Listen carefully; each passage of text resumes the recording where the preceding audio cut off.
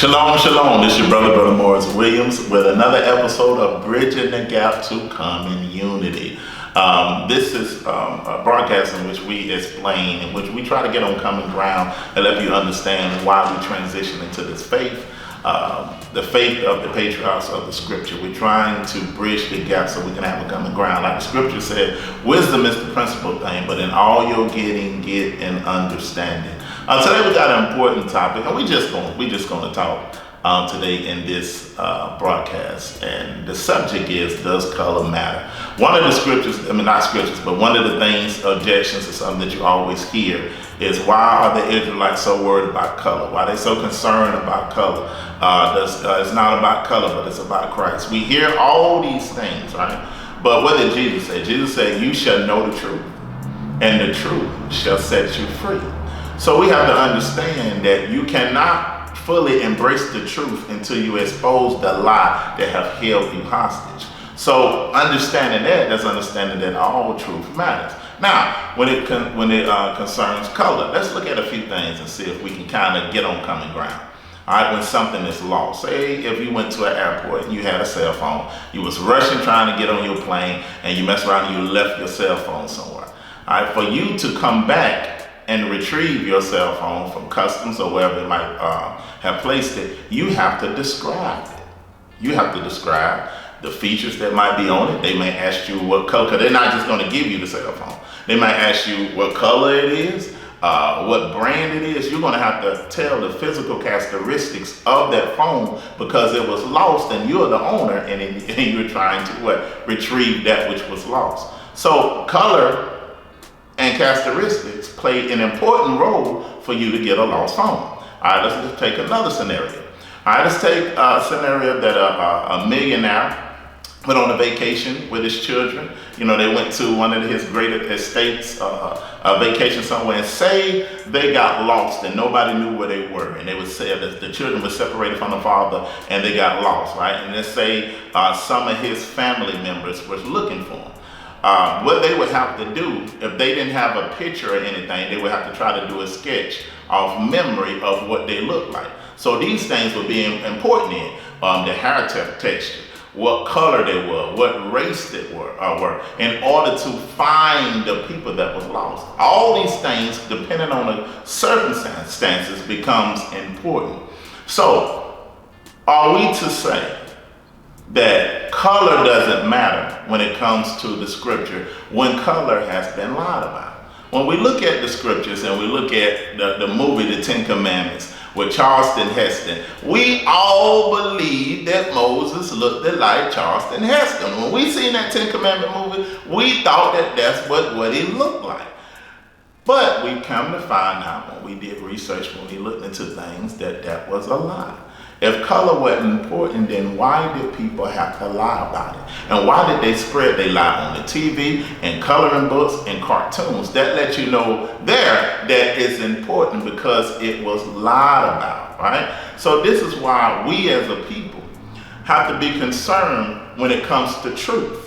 We have to be concerned. We can't deflect and say something doesn't matter or something does matter. When it comes to the scripture, and the scripture is prophetically saying what promises that are given to a people, what a people will go through. In order for us to identify those people, we have to prove what those people look like. Why? Because it's a lie, right? Let's say that the people of the scriptures was lied upon, right? If somebody came and took their identity and masquerading as those people.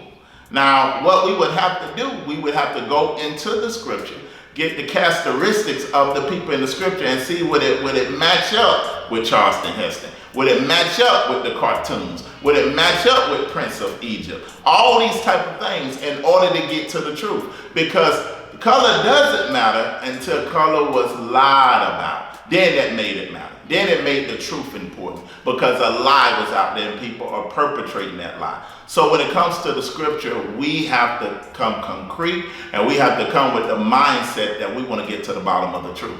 Now, this is the reason, because if you take your average person of color and tell them that they're the Israelites of the Bible, their first mindset gonna go to, no, that's a lie. The Israelites of the Bible are the Jewish people. That's their first mind gonna go to. So then what? You have to go into the scripture, you have to go into history, you got to go into archaeology, you got to go into ancient art in order to do all this to prove what the people look like. It didn't take no time for us to prove and for us to think that the people looked like Charleston Heston. When we saw the coloring book, when you looked at grandma's book that sat on grandma's table in the room that nobody could go in, he had the white image of Christ, we all believed that was him. We loved him, we adored it, we didn't mind what it looked like until we found out that that was a lie. And now we have become your enemy because we tell you the truth. We tell you what he really looked like. We tell you what the people really look like, because there's a means to an end. The color is a means to get you to the end of the covenant. Because we have been sold so many web of lies throughout the century, when the truth is right in front of us, it is inconceivable.